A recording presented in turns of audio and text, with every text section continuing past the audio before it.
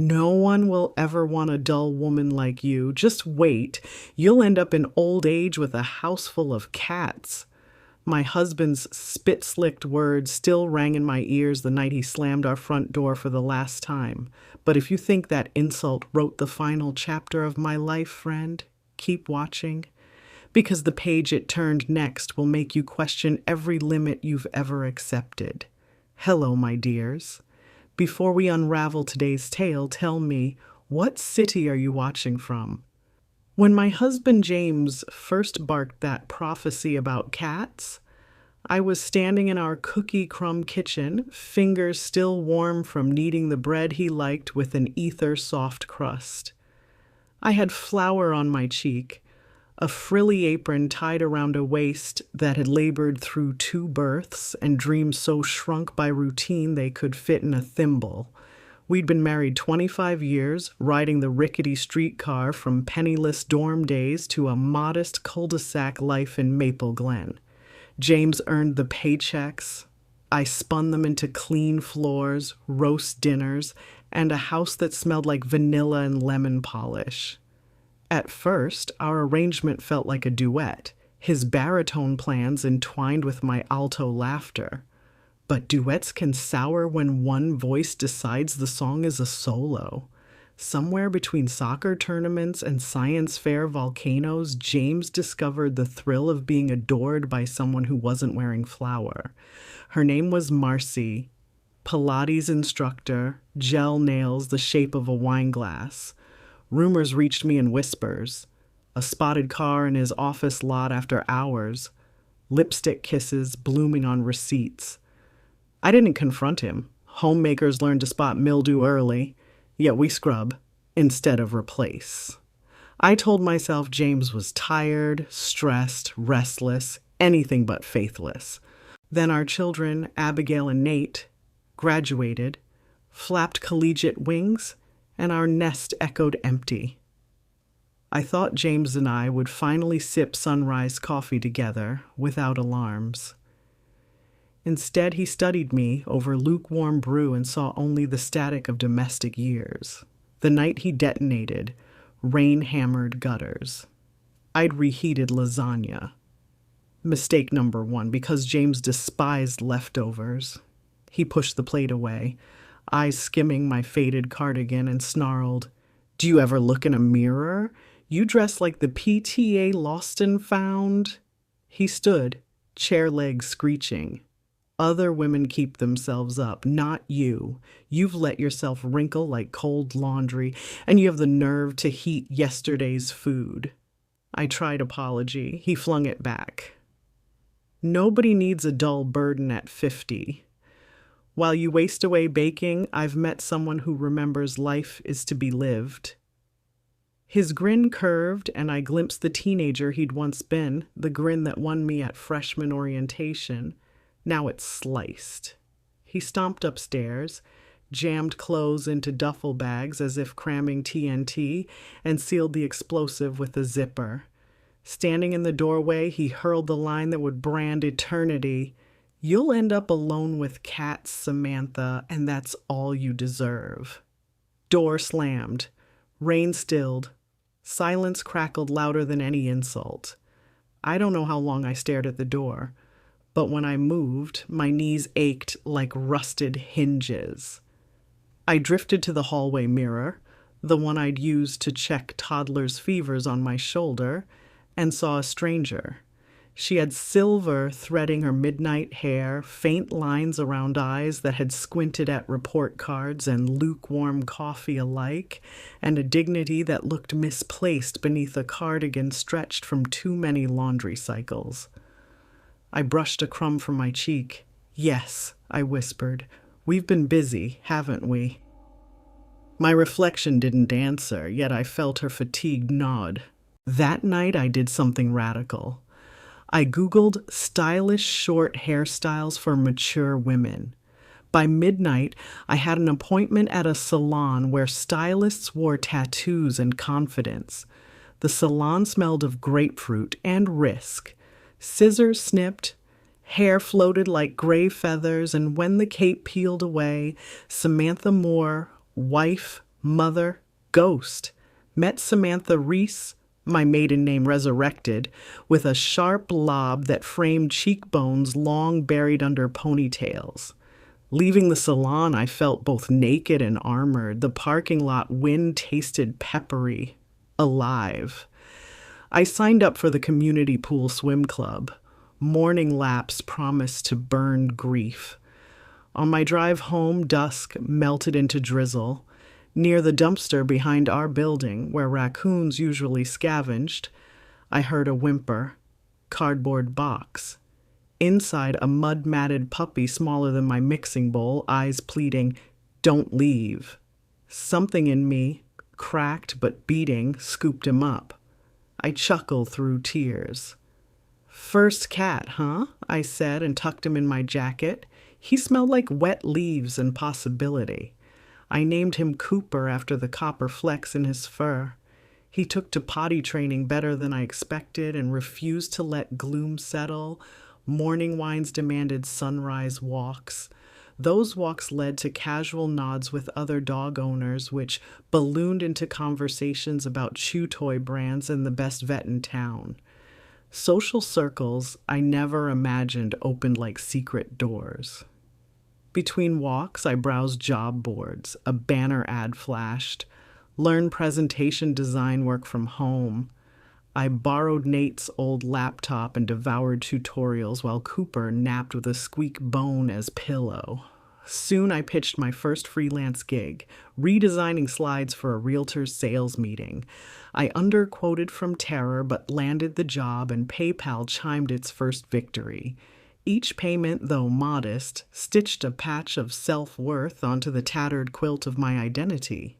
I bought a planner, blocked hours, swim at 7, dog park at 9, design work till noon, skills course till 3. Evenings I cooked whatever I wanted and heresy, reheated leftovers for lunch. Months ripened. My hair grew into confident waves. Cooper exploded into a gangly adolescent who thought puddles were bathtubs. Income rose. I upgraded from card table to proper desk. James texted twice. Once to ask where I'd stored his winter coat. Attic, I replied, and once to announce he was moving overseas with Marcy. Blessings, I answered. I did not cry. I was busy living. Spring unfurled buds the color of hope. One April evening, Cooper yanked me toward the river path where cherry blossoms snowed pink. A man jogged up, leash in hand. At the other end, trotted a dog identical to Cooper, same copper freckles, same goofy grin. We slowed, marveling. "Looks like siblings," the man said.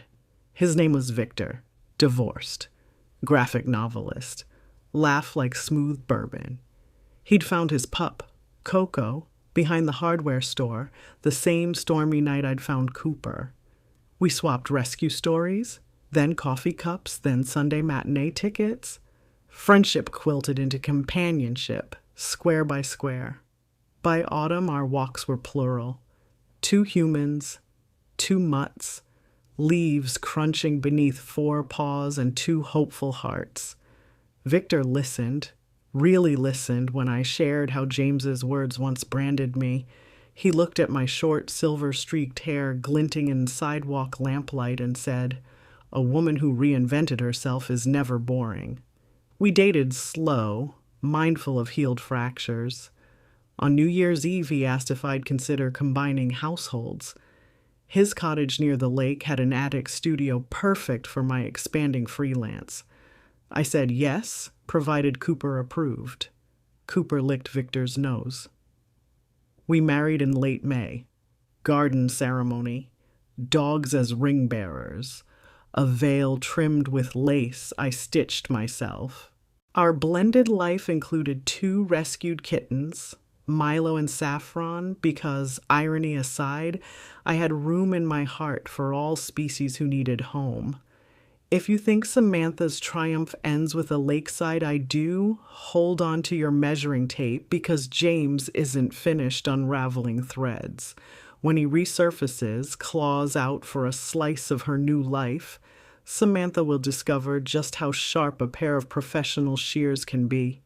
The first warning of the storm arrived one humming August afternoon, long after the lake cottage had settled into its rhythm of coffee steam, paw prints, and the hush of two people at peace.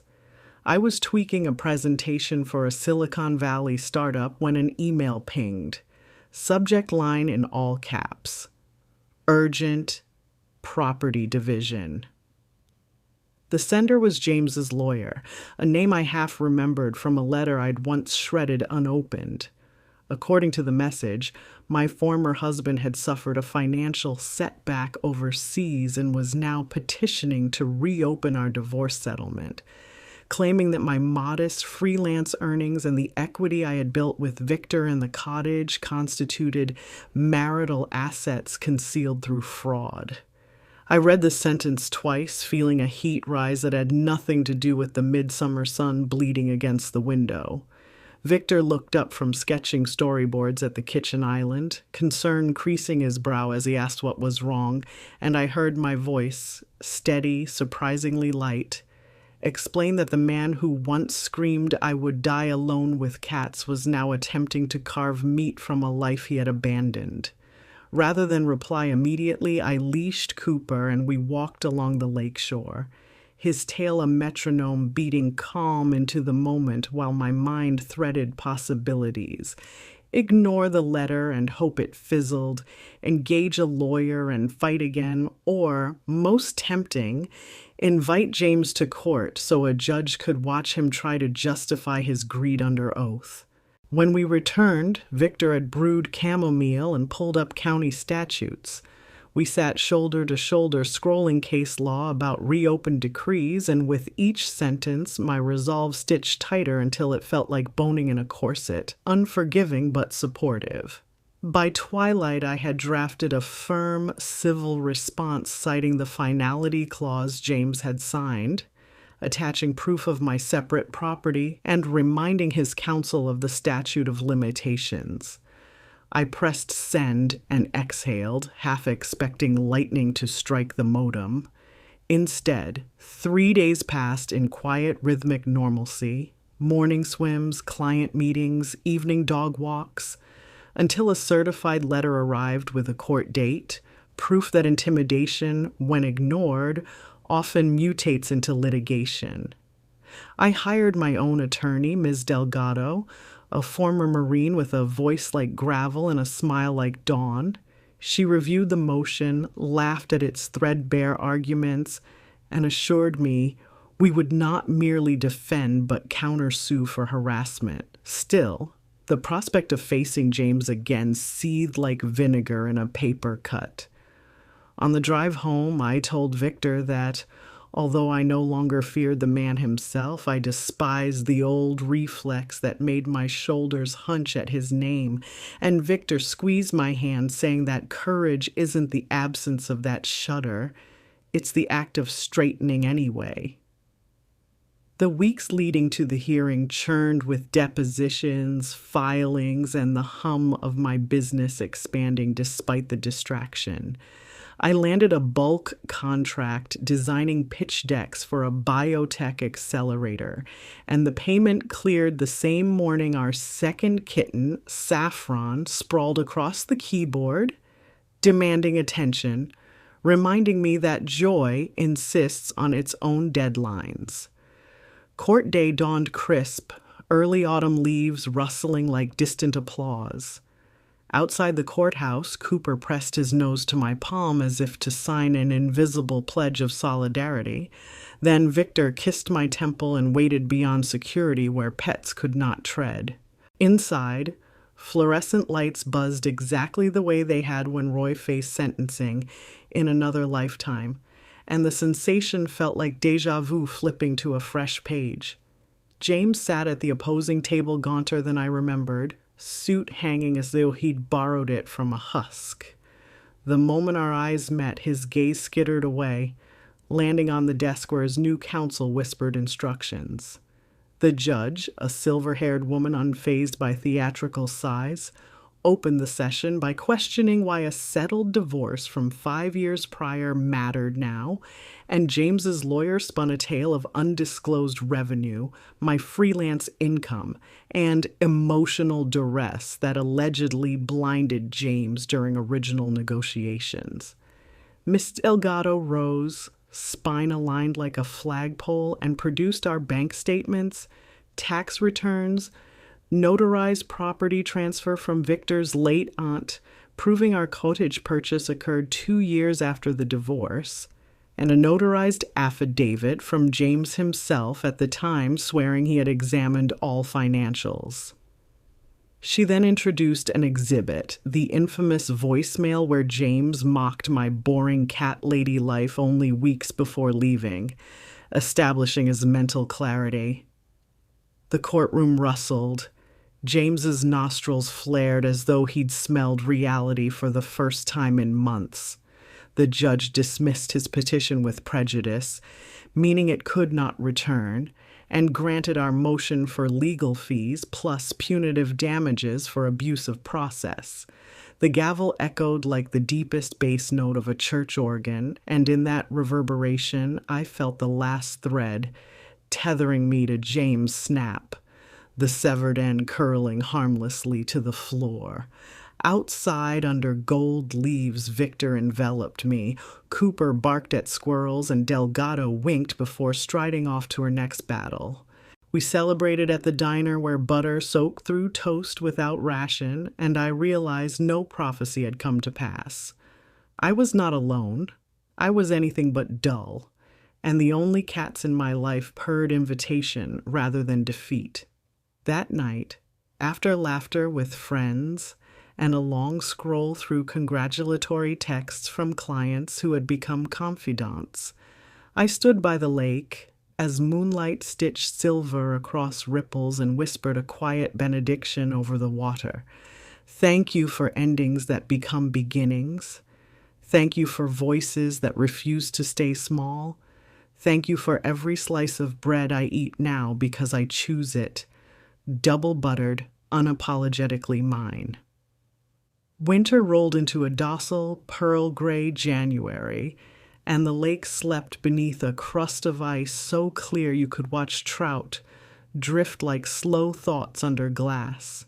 Each dawn, Victor and I laced our boots, clipped leashes to the dogs, and walked the shoreline, our breaths synchronizing little clouds that vanished before the next step.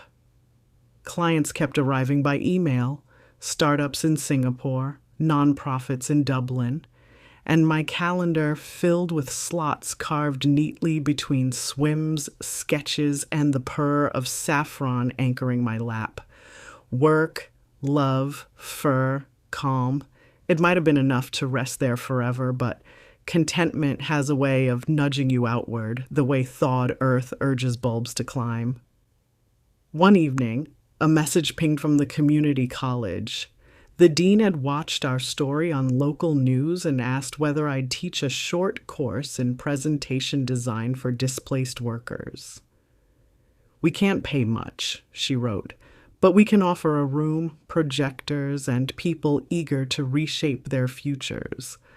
I read the line twice, feeling the old echo of James's sneer, too dull, too old, house full of cats, and felt something warm bloom right where that scar had been.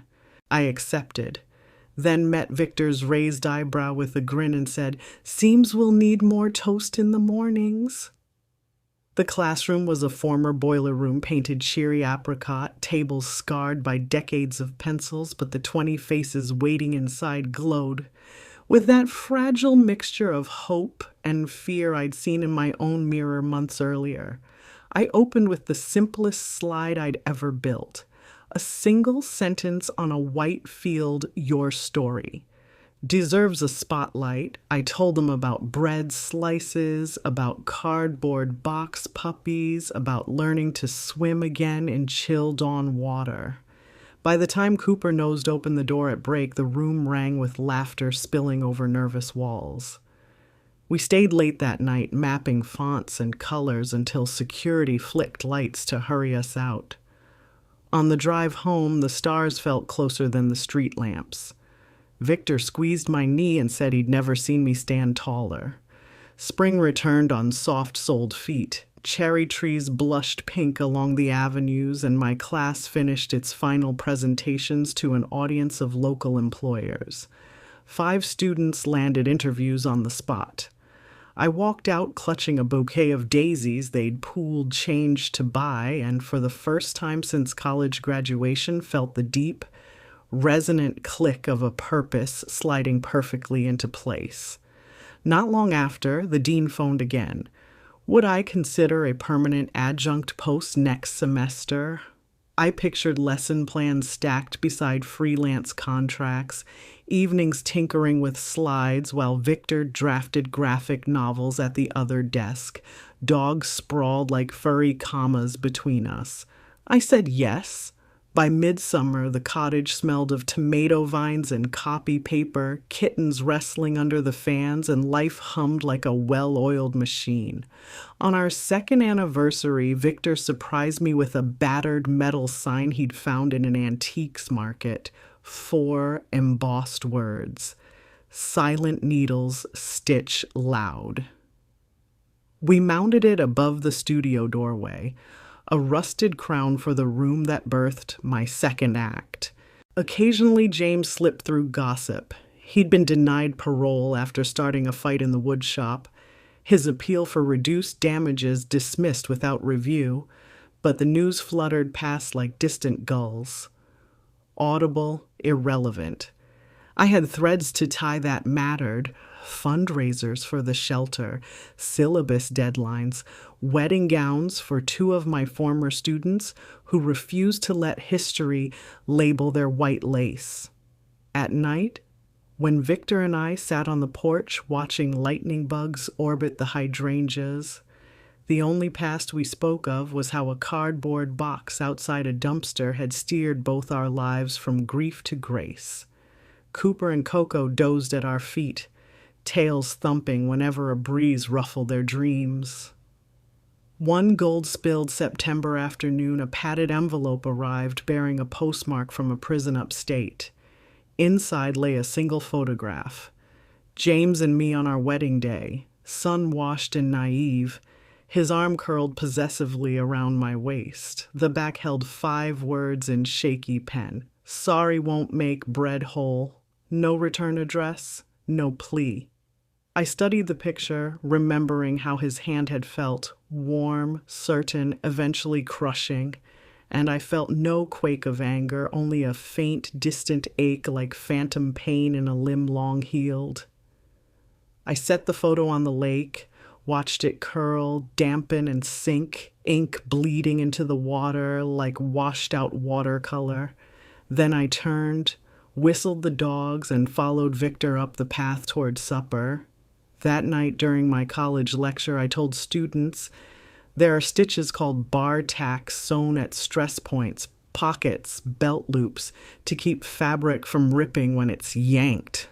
Find your bar tacks, I said. Friends, therapy, art, faith, dogs. Sew them tight, because life will tug. After class, an older man in the back row, eyes shy behind librarian glasses, approached and confessed he hadn't held a computer mouse until last month, that he feared people his age were obsolete. I slipped the silver thimble from my pocket into his palm. Tools adapt, I told him. Hands endure. Later, curled beside Victor beneath a quilt stitched from remnants of every gown I'd ever altered, I listened to the chorus of night insects and felt the thrum of his heartbeat under my cheek. The lake outside mirrored constellations so clearly the universe seemed doubled, and I whispered thanks again, not to the stars this time, but to the crooked road itself. Thank you for bends sharp enough to shake loose the weight of smallness. Thank you for the unexpected door flung wide by a cardboard puppy. Thank you for every voice that once called me dull, because their echoes gave contrast to the symphony I conduct now. Some nights I still slice bread, 2 pieces instead of 1, butter melting edges first, and I eat them both slowly, savoring the luxury of choice. Cooper's head rests on my foot. Saffron winds around the chair leg and the clock ticks, not counting rations, only marking time. Proof that dullness is a myth when your life is lit from within by the gentle, relentless glow of your own unshakable worth.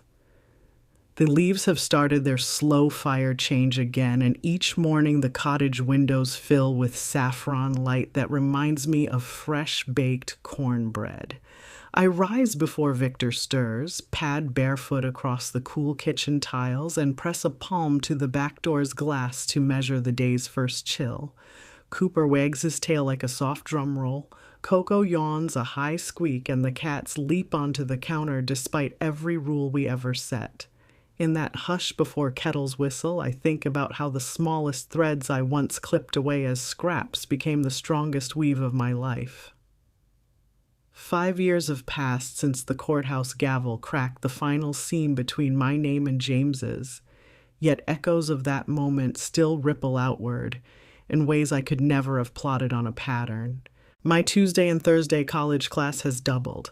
The dean keeps begging for a full load, but I insist on leaving space for the nonprofit Victor and I registered under the very line I once showed my first students. Your story deserves a spotlight.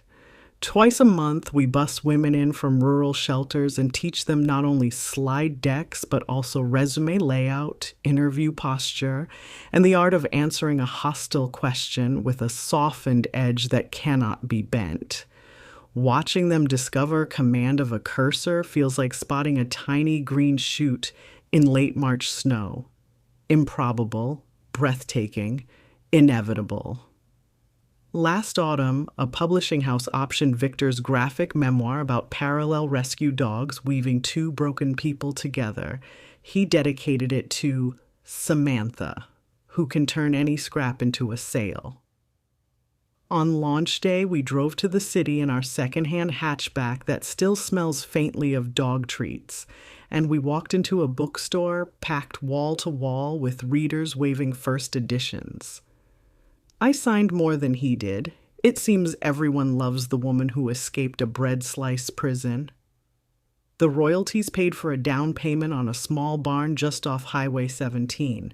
We renovated it into a bright, white studio where sewing machines hum beside computer monitors, where swatches of velvet hang next to color wheels, and where no one ever has to ask permission to pour themselves a second cup of coffee or to heat leftovers.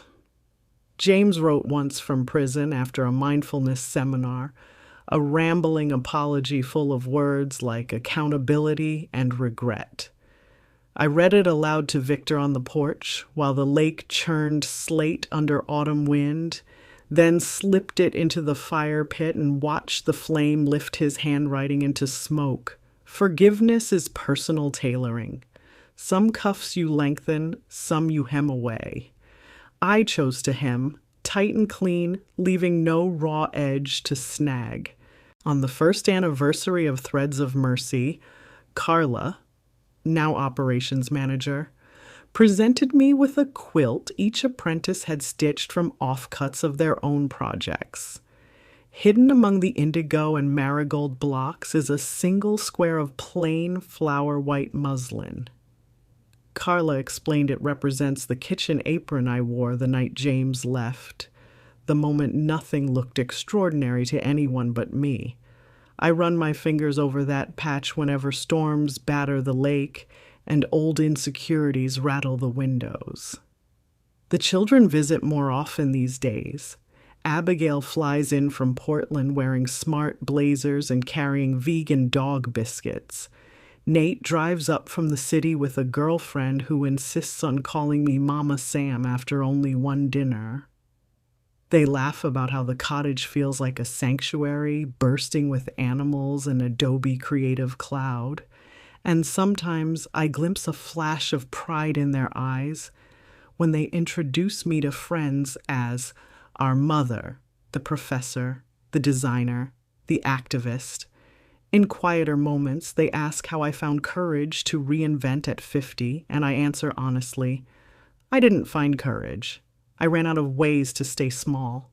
Last week, I stood backstage at a Civic Center auditorium, my second TED-style talk about economic abuse and late-life reinvention, cued on the teleprompter.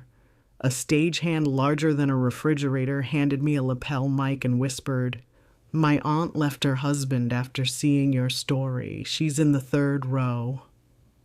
I swallowed a lump of awe, stepped into the blaze of white lights, and began with the line that has never failed me.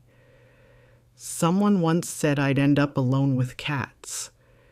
They were half right. I did end up with cats, but I have never been less alone. The roar that followed felt like hundreds of old doors slamming shut at once and hundreds of new ones swinging open.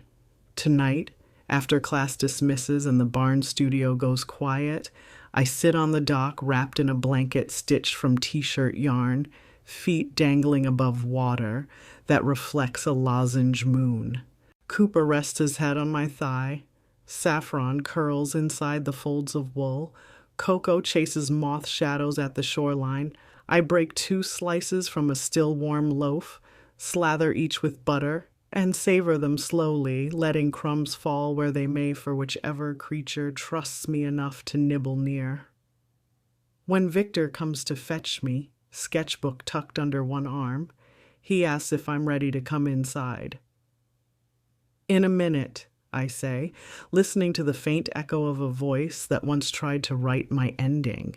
It is quiet now, reduced from a shout to a murmur and finally drowned by cicadas, dog snores, and the steady, ever-growing hum of my own unshakable worth.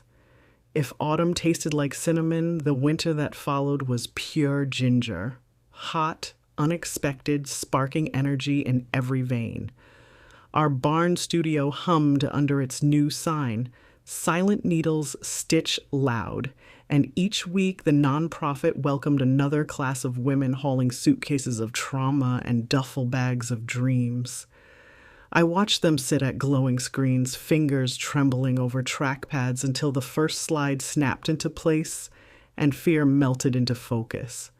The transformation never got old. It cracked my heart, open wider every time. By February, the local paper ran a Sunday feature headlined "From Breadcrumbs to Boardrooms." Donations spiked. We hired Carla's former shelter roommate as outreach coordinator and leased a second shuttle bus that smelled of vinyl and possibility. Victor sketched a graphic novel sequel, dogs dozed beneath drafting tables, and the kittens, now sleek cats, took shifts supervising keyboard strokes. Life, it seemed, had found a gear beyond contentment and shifted into quiet exhilaration. Yet, good news travels with its own shadows. At breakfast, one icy morning, the doorbell startled me out of pancake batter reverie. A courier handed over an envelope stamped State Parole Board. James, it announced, was eligible for a hearing in 90 days. My lungs hiccuped. 5 years had passed, I had stitched bar tacks everywhere, but the name still tugged a frayed edge inside me. Victor read the notice twice, then placed it on the table like a burned pan, carefully but with finality. "We'll be there," he said, "prepared." Prepared meant nights at the kitchen island with Ms. Delgado, now our permanent counsel, drafting a victim impact statement as precise as couture seams. No bitterness, just facts. It meant extra lock checks, motion sensor bulbs, and a refresher self-defense class where Carla pinned me to the mat until I learned the elbow break without flinching. Still, fear slipped through the tiniest gaps. I folded laundry and imagined prison gates swinging, heard footsteps on gravel even when the lake ice lay silent. Work anchored me. Planning for our second annual Threads of Mercy Gala consumed every spare hour. This year's theme, Reclaiming Spark, used rescued holiday lights sewn into gowns that winked when models inhaled. The students' excitement fueled long evenings. We ordered pizza at 10, sang off-key, laughed until bobbins clattered. One night, Rosa, now a teaching assistant, caught me staring blankly at a spool. "You taught us fabric remembers the hands that shape it," she whispered. "So does fear. Let it remember your strong hands, not his." Her words settled over me like a tailor's chalk line, firm, guiding. March thawed the lake, ice groaned, cracked, surrendered. On the day buds first pricked the maples, a television crew arrived to film a segment on late life reinvention. Cameras roamed the studio as women recited elevator pitches, the dogs posed like celebrity mascots, and I told the reporter, "Abuse shrinks rooms, learning throws windows open." I didn't mention the parole letter. Some stories bloom best off camera. But as the crew packed, the producer pulled me aside and asked if I'd keynote a national conference on financial independence. The date, the same week as James's hearing. Fate can't resist threading irony into any cloak. We chose both. Victor booked flights, Delgado faxed paperwork, and I rehearsed a talk titled, "Your Second Chance is Already Sowing Itself." The night before we left, I stood on the dock under a spill of starlight, listening to Cooper's gentle pant and the lake's restless hush, and understood that courage is not the absence of knots. It's knowing which ones hold. The conference in Denver unfurled like a bolt of silk. 900 attendees, theater lights hot as August sun, applause echoing off rafters while I told them about cardboard box puppies and buttered toast without apology. Afterward, lines of strangers pressed business cards into my palm. One venture capital firm offered seed funding for expanding our curriculum statewide. I accepted their folder, heart hammering, thinking how powerfully abundance answers when scarcity finally stops whispering. 2 days later, we sat in a chilled parole hearing room, fluorescent glare bouncing off linoleum, Victor's hand steady on mine. James entered thinner, hair receding, suit still too large. For a flicker, I saw the boyish grin I had loved, then the sneer that followed years later, and finally a hollow man in institutional shoes. He spoke of therapy courses, woodworking certificates, a new outlook. When my turn came, I stood, read my statement slow and clear, how economic cruelty can slice deeper than fists, how rebuilding teaches you to value every brick, and how safety is not revenge but the fertile ground where new lives take root. I finished with Rosa's line, "Fear remembers the hands that shape it. Mine are steady now." Silence pooled. The board conferred. Parole denied. Review set for 3 more years. Outside the facility, wind whipped leftover snow across asphalt. I expected exhilaration. Instead, a soft, solemn relief feathered my chest, like hem weights letting a skirt hang true. Victor opened the car door, kissed my knuckles, and asked what next. "Home," I said, then forward. Back at the barn studio, students hung light-strung gowns for final fittings. I watched bulbs pulse, tiny constellations stitched into satin, and realized those sparks mirrored every heartbeat in that room, including my own. The gala sold out within 24 hours, raising more than triple the previous year. One journalist asked if I would trademark our slogan. I laughed and said, "Hope isn't a brand, it's hem allowance. Enough extra fabric so you can always let life out a little wider." On the gala night, Victor surprised me with a custom plaque, Bar Tack Award, to Samantha Reese for reinforcing the weakest seams until they became the strongest. As cheers swelled, I glanced at the exit, half expecting echoes of old prophecies, but only warm air drifted in, scented with rose petals and battery-warm bulbs. And in that moment, with music rising and resplendent gowns circling like galaxies, I understood. The chapter titled Fear might reopen now and then, yet I will always meet it with a sturdy backstitch and a house full of life, laughter, and yes, just the right number of beloved cats. Spring melted fully into summer, and with fresh lilac on the breeze, the world insisted on becoming larger. We secured the venture capital grant inked during the Denver conference, money earmarked for translating our curriculum into 3 languages and rolling it out across the state's library system. I spent May buried in spreadsheets and syllabus outlines, amazed that the same woman who once balanced grocery coins to the penny now juggled 6-figure budgets and multi-county logistics. Victor called the initiative Project Bar Tack, a nod to the tiny reinforcements we both revered, and the name stuck. Carla managed hiring. Rosa oversaw training. I flew from town to town in a second-hand hatchback whose trunk contained more swatch books than suitcases. Everywhere we landed, I repeated the same ritual. Unlock a borrowed classroom, line laptops along battered desks, string paper banners that read, "Your story deserves a spotlight," then watch strangers transform into students the moment the screen lit white. The effort surged faster than even our best projections. Newspapers framed us as a grassroots answer to the workforce shortage. Foundations phoned offering match funding if we could add childcare stipends. I said yes so often my voice learned a new pitch.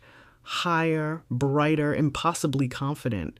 Still, momentum brings its own brand of fatigue. Nights where plain air recycled grief I thought long exhaled. Hotel rooms where I woke startled by shadows shaped like yesterday's fears. In those moments, I fingered the silver thimble in my pocket and breathed until the room tilted back into alignment. July opened with unheard of thunder. The governor's office requested our presence at the state capitol for a signing ceremony, legislation allocating public funds for trauma-informed job skills programs, inspired in part by our work. The invitation felt surreal. I ironed my navy-beaded coat, pinned a white camellia at the lapel, and reminded myself that imposter syndrome was just another ill-fitting garment I no longer had to wear. The rotunda shimmered beneath its brass skylight. Reporters clustered like sparrows. Victor squeezed my hand while Cooper and Coco, left at home with Rosa, barked at nothing via pet cam. When the governor finished the signature flourish, flashbulbs popped, and I suddenly remembered James's threat about cats in old age. The irony tasted sweet as marzipan. I now stood at the epicenter of policy, not pity, flanked by allies rather than alone. That night, back at the Barn studio, the team threw an impromptu celebration. Someone taped the front page article to the antique sign. Battery lights twinkled around headlines. We danced to offbeat pop. Kittens bolted between ankles, and Victor twirled me until laughter reduced us both to breathless hush. As the music faded, he reached into his pocket and produced an envelope sealed with red thread. "A little something," he said, "for the next chapter." Inside lay 2 plane tickets to Lisbon, dated late August. "Artist in residence exchange," he explained. 3 weeks at a coastal retreat where he could storyboard his 3rd book and I could finish the textbook I'd promised the publisher. My first reaction was a practical gasp. Who would supervise launch events, payroll, student intake? Yet a quieter voice, one I'd trained to speak but rarely let lead, whispered that rest is also part of resilience. I said yes, and the yes tasted of sea salt and possibility. Preparation required delegation on a scale that once would have terrified me. I handed Rosa full operational authority, signed power of attorney documents for Carla to manage finances, and watched pride bloom in their eyes at the trust bestowed. On the eve of departure, the barn studio hummed with efficiency, lesson plans color-coded, donor receipts reconciled, and a new litter of rescue kittens mewling in a playpen. Evidence hope had already multiplied without me. We flew west to catch the European sunrise, touching down to the smell of cedar and Atlantic brine. The residency lodge sat atop terracotta cliffs veined with bougainvillea, its stucco walls painted the color of dawn. Victor claimed a sunlit alcove for his drawing table. I set my laptop on a balcony desk where gulls argued overhead. For the first 48 hours, we barely spoke of work, only hiked cobblestone lanes, tasted pasté de nata warm from bakery ovens, and let sea wind comb memories' tight knots loose. But creativity, like tide, returns. I rose at 5 each morning and wrote chapters on economic abuse, embedding exercises, case studies, and my favorite metaphor, bar tack stitches as micro acts of defiance. By noon, Victor would appear with espresso and sketches of Cooper chasing Iberian seagulls. By sunset, we'd join resident musicians on the patio, the wine as heady as the company. One starlit evening, Victor read aloud a new passage. The dogs in his sequel had learned to carry scraps of fabric to their owners, urging them to mend what ripped. When he finished, applause shimmered, and I realized these pages would ripple into hearts we might never meet. One more seam strengthened in humanity's sprawling quilt. Halfway through our stay, an email pinged from Ms. Delgado. I braced for trouble, but her message carried a different weight. James had suffered a minor stroke in prison, non-fatal but impairing speech, and his sister Marlene requested I consider a restorative justice video call. No legal pressure, purely voluntary. Gulls shrieked overhead as I read, and my chest swirled with conflicting currents. Residual anger, distant pity, and deeper still a curiosity about what closure might sound like now that his voice was partly stilled. Victor waited while I paced the clay tiles. Finally, I tapped a reply. I will consider when I return. Until then, I am out of office, tending to life. Send. The sea kept breathing. I kept writing. Our final night in Lisbon unfurled like satin. The residency staged a small exhibition. Victor's storyboards lined one gallery wall. My textbook mock-ups projected opposite. Guests shuffled between images of stitched hearts and panels of wagging tails. A cellist coaxed low, resonant notes that braided everything together. When applause finished, the program director presented us with a gift. A bolt of Portuguese linen dyed the blue-green of the Atlantic at dusk. So you can sew the ocean into whatever you build next, she said. As our plane lifted off the runway, I folded the linen over my knees, fingers tracing its selvage, envisioning cushions for the reading nook, curtains for the kitten room, maybe gowns for next year's gala. Back home, the barn studio lights would already be burning. Women I'd once taught, now teaching others. A fabric of lives expanding, resilient, shimmering. I rested my head on Victor's shoulder, feeling engines hum beneath us, and whispered, "Ready for part 2?" He laughed softly. "Darling, we're at least on part 10 by now."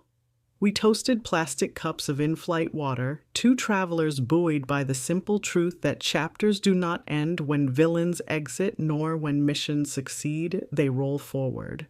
Braided like strong thread, each pass through the cloth tightening the whole until one day you glance back and realize the garment you're wearing was self-tailored all along. The first breath of home smelled like mown grass and pine sap. Portugal's salt still clung to my suitcase, but the barn studio buzzed with its own Atlantic energy. Rosa and Carla briefed us over mugs of chamomile. Enrollment had doubled. A tech firm donated tablets, and 2 former students, now instructors, wanted to pilot evening classes for shift workers. I listened, heart swelling, then unpacked the bolt of blue-green linen and draped it across the cutting table. "We'll make curtains," I said. "Let the ocean keep watch while hope is sown." Yet the unanswered message about James prickled at the edge of sleep. One dawn, before the dogs stretched awake, I called Marlene. Her voice sounded older, gentler, weathered by caretaking. James, she said, sat in the infirmary, half paralyzed, lucid in pockets, remorse leaking through like water into sand. "He asks about your dogs," she whispered, "and the bread." The words landed soft but heavy. I promised to think it over. Victor poured coffee, watched storm clouds mull over the lake, and asked if I feared reopening scars.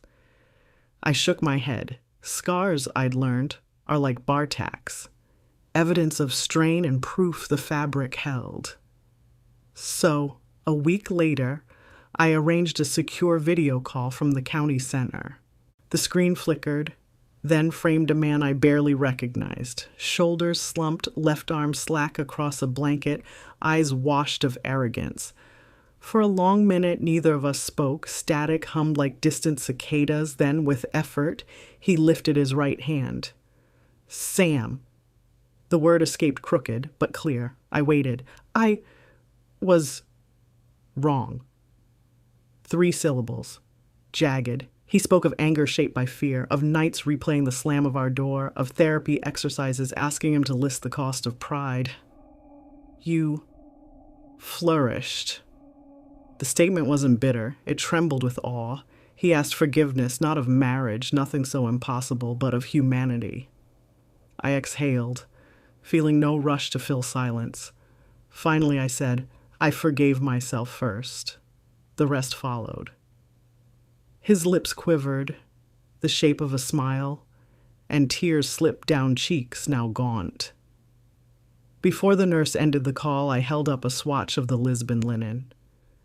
"This is where your story ends in mine," I said, "but it's cloth enough for you to cut something new." He nodded, screen faded, and the chapter closed, not slammed, simply folded. Summer galloped.